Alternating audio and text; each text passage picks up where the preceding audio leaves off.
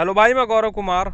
आज की वीडियो में भाई बात करने वाला हूं कि आप किस तरीके से अच्छी ब्रेकिंग कर सकते हो अपनी बाइक से, और गियर शिफ्टिंग आप किस तरीके से कर सकते हो जिसमें आपको परफॉर्मेंस भी मिले, माइलेज भी मिले और अच्छी राइडिंग क्वालिटी भी मिले। देखो भाई, सब चीज़ें डिपेंड करती है कि आपको चाहिए क्या। आपको मान लो अगर बाइक से परफॉर्मेंस चाहिए, आपको भगानी है, खींचनी है, तो गियर शिफ्टिंग भी उसी हिसाब से आपको करनी पड़ेगी। और आपको अगर अपनी बाइक से माइलेज निकालनी है तो फिर गियर शिफ्टिंग और अपना एक्सेलरेशन उसी हिसाब से रखना पड़ेगा। और रही बात ब्रेकिंग की मैं आपको अभी बताता हूँ डिटेल में, इन सब चीज़ों के बारे में मैं बात करूँगा। तो देखो, सबसे पहले हम गियर्स की बात करते हैं। अभी ये हाईवे है खुला और हेलमेट मेरे पास है नहीं, और बाइक के साथ चला के मैं रिकॉर्ड नहीं कर सकता क्योंकि फिर आवाज़ नहीं आती और फिर थोड़ा रिस्की हो जाता है बिना हेलमेट के।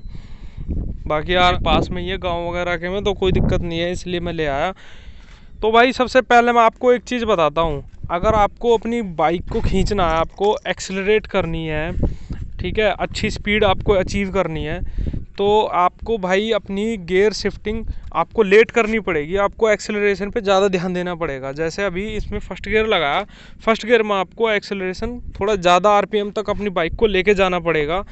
और फिर सेकंड गियर में भी फिर आपको ज़्यादा आरपीएम में जाना पड़ेगा, फिर थर्ड गियर में भी ज़्यादा आरपीएम में। तो इस तरीके से आपकी बाइक बहुत जल्दी आपकी इंक्रीज़ हो जाएगी, स्पीड बहुत तेज़ी से आगे बढ़ेगी, ठीक है।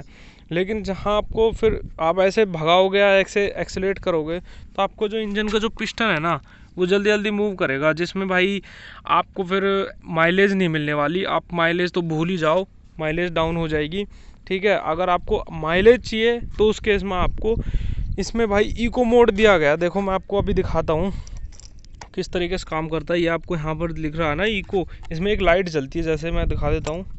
ये ग्रीन कलर की लाइट जलती है और ये आपकी करीबन 65 की स्पीड तक आपकी ये एक्टिव रहती है। अगर आप इसको गियर शिफ्टिंग करते हो ना उसी हिसाब से, तो ये अपनी ब्लिंक करती रहेगी, रेगुलर जलती रहेगी, जिसमें आपको ये इको की स्पीड में चलेगी, जिसमें हाईएस्ट एवरेज आपको निकाल के देगी। और अगर भाई आप अपनी गियर शिफ्टिंग को अपने एक्सेलरेटर के साथ में मैच करोगे ना, जैसे अपनी बाइक अभी 2000 आरपीएम पे चल रही है, तो 2000 आरपीएम पे अगर आप चेंज करते हो ना अपना गियर अकॉर्डिंग स्पीड और अपना जो इंजन साउंड है, तो आपकी बाइक भाई बेस्ट माइलेज आपको निकाल के देगी। और एक और चीज़ मैं आपको बता दूं, माइलेज को बढ़ाने के लिए आपको अपनी जो एक्सेलरेटर है ना, आपको उसको सॉफ्ट रखना है एकदम। ऐसे नहीं आप एकदम खींचोगे तो भाई बाइक ज़्यादा तेल खाएगी, और आप इसको अगर ऐसे अपना कम स्पीड में अगर धीरे से मूव करोगे तो आपकी माइलेज बेस्ट हो जाएगी, अपनी बाइक की माइलेज बढ़ती चली जाएगी। और गियर शिफ्टिंग भाई देखो, ये जो इको मीटर है ना, इसमें आपको ये भी पता लगता रहेगा कि कब कब आपको गियर शिफ्ट करना है। देखो, जब आपकी बाइक एक स्पीड पर रेव करेगी ना, तो आपको समझ जाना है कि गियर शिफ्टिंग आपको कर देनी है। और मैक्सिमम आपको जो गियर शिफ्टिंग है वो आपको 65 की स्पीड तक आपको इसमें 5 गियर तक इसको लेके जाना है, क्योंकि जो इसके 5 स्पीड में आती है, जो इसके पूरे गियर है 5 तक आपको इसमें लेके जाना है। तो उससे आपको एक बढ़िया स्मूथ राइड और अच्छी माइलेज आपको निकाल के देगी।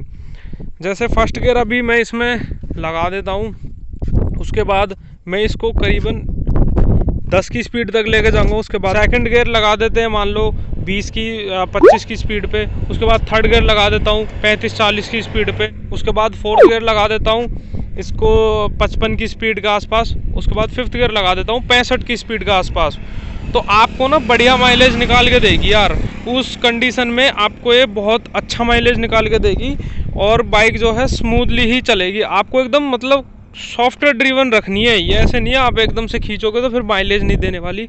और अभी भाई मैं आपको ब्रेकिंग का बता देता हूँ। हमने भाई भागा तो खूब लिया। देखो भाई, सबसे पहले कोई भी मोटरसाइकिल हो, आपको ना ब्रेक दबाने से पहले एक चीज़ का ध्यान रखना है कि आपको इंजन ब्रेकिंग का भी यूज़ करना है। देखो, इसमें आती है अपनी कॉम्बो ब्रेक्स, जिसमें यहाँ पे एक सिलेंडर लगा हुआ है और यहाँ पे ये भी वर्क करती है और ये भी, मतलब दोनों ब्रेक एक साथ लगती हैं। आजकल BS6 में सभी में ये चीज़ आ रही है, लेकिन जिसमें नहीं है उसमें भाई ये बहुत इफेक्टिव होता है। आप ट्राई करके देख लेना। जब आपकी बाइक तीसरे गियर में हो और आपको ब्रेक लेनी हो, सडन ब्रेकिंग नहीं, आपको स्मूथ ब्रेकिंग चाहिए, तो आप अपनी क्लच को नहीं दबाओगे, क्लच को आप छोड़ दोगे और उसके बाद आप ब्रेक को दबाओगे। जैसे आप ब्रेक अप्लाई करोगे ना, साथ में इंजन ब्रेकिंग भी यूज़ होगी। आपकी बाइक स्किड नहीं होगी, स्टेबल कंडीशन में आपकी बाइक रुक जाएगी और आपको कोई दिक्कत नहीं होगी। और बहुत अच्छी ब्रेकिंग आपको मिलेगी उस कंडीशन में जब आप इंजन ब्रेकिंग को भी साथ में यूज़ करते हो। इंजन ब्रेकिंग भाई बहुत ज़रूरी है, साथ में अगर करोगे ना बाइक के में तो आपको बेस्ट रिजल्ट देखने के लिए मिलेंगे। आपको ब्रेक में कभी कोई इशू नहीं लगेगा, क्योंकि इस बाइक में ना भाई मेरे सब्सक्राइबर भाई मेरे व्यूअर्स बहुत कमेंट में बोल रहे थे कि इसकी ब्रेकिंग बेकार है, लेकिन भाई ब्रेकिंग बहुत बढ़िया है। आप एक बार ये अप्लाई करके देखना, बहुत सही ब्रेकिंग मिलती है और एकदम स्टेबल कंडीशन में रुकती है। और भाई जब आप ये ब्रेक अप्लाई करोगे ना तो उस कंडीशन में आपको एक चीज़ का ध्यान रखना है कि जब आप ये ब्रेक लगाओगे तो उस टाइम आपकी मान लो स्पीड आपकी 50 है और आपके थर्ड गियर में अपनी बाइक चल रही है, तो आपको जब आप ब्रेक अप्लाई करोगे, जब आपकी स्पीड आपकी 10 या 20 तक आ जाएगी, उस टाइम आप क्लच को दबा लोगे, क्योंकि क्लच दबाने से फिर आपकी बाइक बंद नहीं होगी, वरना वो थर्ड गियर में झटके लेके वो बंद हो जाएगी। तो आपको इस तरीके से यूज़ करनी है। तो आपको ब्रेकिंग देखना आप यार भाई, बहुत आपको फ़र्क दिखेगा, इंजन ब्रेकिंग से भाई बड़ा फ़र्क पड़ता है। तो आप ये यूज़ करके देखना।